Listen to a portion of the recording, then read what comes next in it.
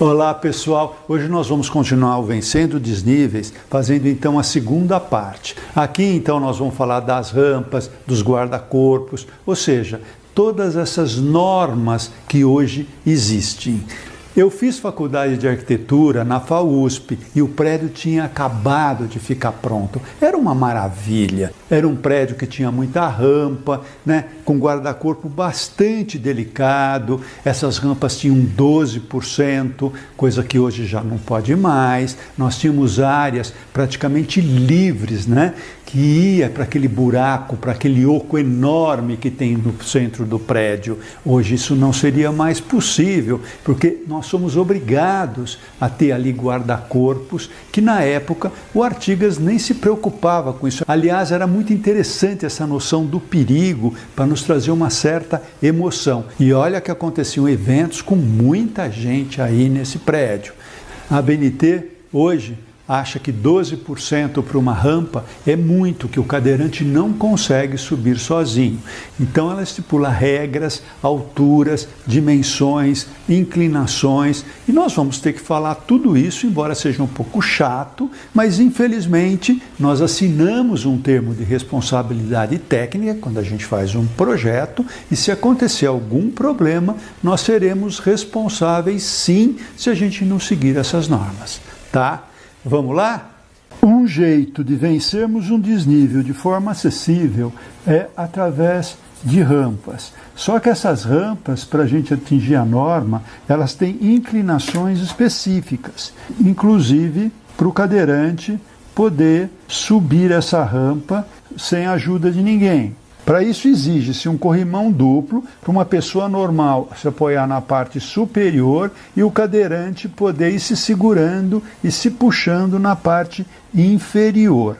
Só que nós temos inclinações máximas para isso. As rampas perdem muito espaço em planta, então a tendência é a gente querer minimizar o tamanho delas, mas a ABNT nos permite fazer um lance único de rampa para vencermos no máximo 80 centímetros. Com isso nós vamos ter aqui 9,60 metros de comprimento, porque a inclinação máxima é de 8,33% e mesmo assim nós somos obrigados a colocar aqui aquele corrimão duplo que vai ter inclusive essa alça antes da rampa começar. Então, em planta, na verdade, essa rampa vai ficar com 9,60, mas o corrimão terá 30 centímetros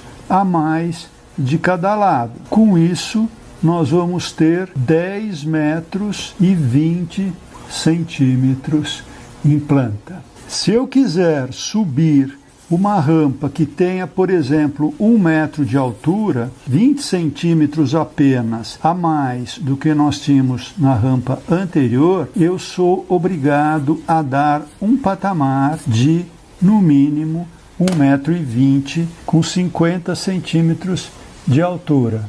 E o ideal é que esse patamar fique no centro.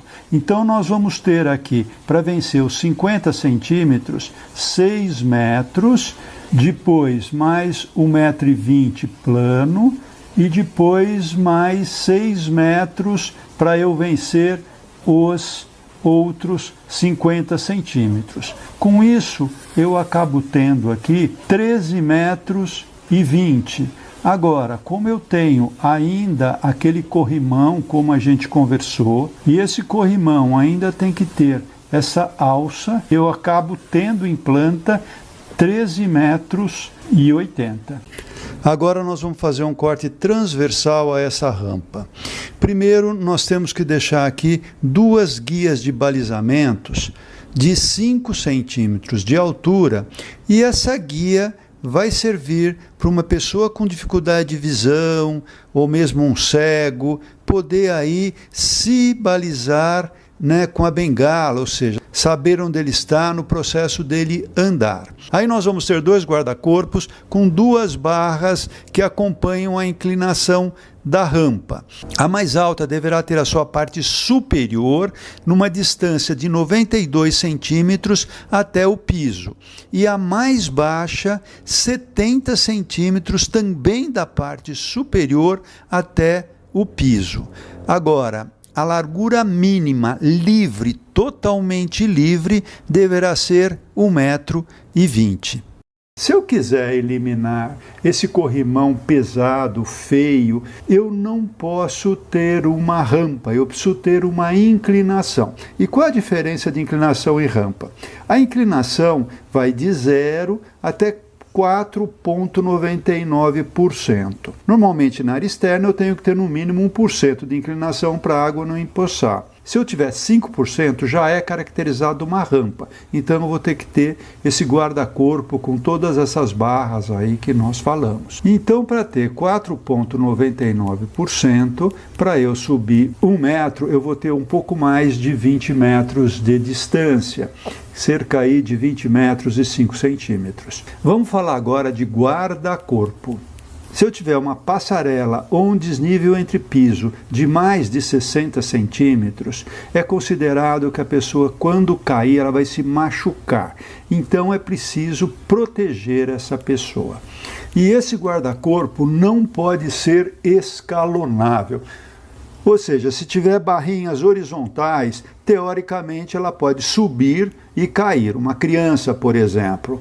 Então, qual é a solução? É a gente fazer um elemento que não tenha vãos, como um vidro, por exemplo, ou uma tela perfurada, onde a pessoa não possa colocar aí o pé.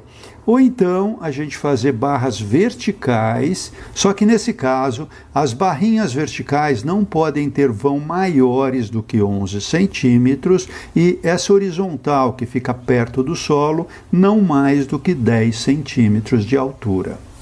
É bom lembrar que essas normas se aplicam a todos os espaços de uso coletivos. Então, por exemplo, condomínios, escolas, hospitais, áreas públicas e não para residências de uso unifamiliar. Mas mesmo se você esteja fazendo uma casa, é bom você se balizar na norma e é por isso a importância desse vídeo. Sempre que eu estou no alto, eu vou ter uma sensação muito gostosa de amplitude. Por isso, muita gente escala morro para ter aquela sensação, inclusive, de poder. E você está ali acima das nuvens, tal, é muito gostoso. Inclusive porque eu vou ter sempre um aqui muito mais próximo e um ali longínquo, muito mais abrangente. Quando eu estou no alto do morro, é muito gostoso eu ter aquela visão bastante abrangente, mas é muito melhor se eu tiver, por exemplo, debaixo de uma árvore, onde eu vou ter ali aquele aconchego gostoso do aqui e aquela vista maravilhosa do ali, sempre me dando essa sensação gostosa de poder voar. Se eu estiver nessa situação, vai ser ainda muito mais gostoso se eu puder fazer um deck que me puxa em direção ao vazio, me leva em direção ao ar. Então eu vou ter aqui uma sensação de voar, de flutuar, muito, muito, muito mais gostosa. Veja esse projeto que nós fizemos, que tinha uma paisagem linda, e quando a gente então leva o deck na direção do vazio, a gente sente essa emoção, essa sensação deliciosa. Uma outra forma de termos essa sensação de flutuarmos é desenharmos estrutura com rede de forma que a gente então pudesse deitar olhando o céu ou mesmo deitarmos de lado olhando a paisagem lá de baixo. É uma sensação também bastante interessante. Ainda quando eu estou no alto do morro, eu posso ter um gradil, um peitoril para me proteger do despenhadeiro. Mas uma outra forma é a gente fazer uma pequena duna com terra, que é muito charmoso e muitas vezes bem mais barato você fazer isso na hora da terraplanagem. É isso aí, gente. Um grande abraço aí para todo mundo.